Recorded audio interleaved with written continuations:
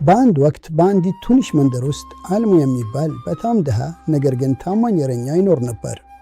ዓለሙ በየቀኑ የበግ ጠባቂነት ሥራውን በቅንነትና በታማኝነት በተሞላበት መንገድ ያከናውን ነበር።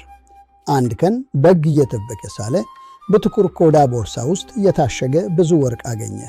ቦርሳው የንጉሡ የሀብት ማከማቻ ምልክት ነበረበት። ዓለሙ ወርቁን ሲያይ ይህንን ወርቅ ብወስድ ሀብታም ሆናለሁ፣ የድህነት ሕይወቴም ያበቃል ብሎ አሰበ። ነገር ግን በፍጥነት ሐሳቡን ቀየረ።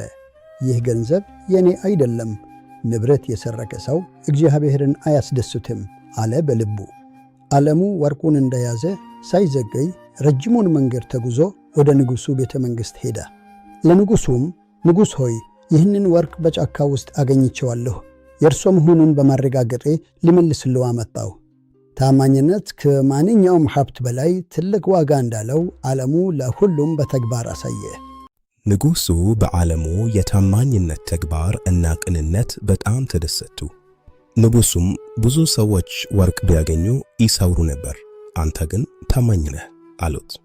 ከወርቁ ላይ ጉልህ ክፍል ሰጡት። ዓለሙንም የቤተ መንግሥታቸው ዋና የንብረት ጠባቂ ያደረጉት ሾሙት። ዓለሙ የድሃ ሕይወቱን ትቶ በታማኝነቱ ምክንያት የተከበረና የሀብታም ሕይወት መኖር ጀመረ። ጭብጥ ታማኝነት ከሀብት ይበልጣል።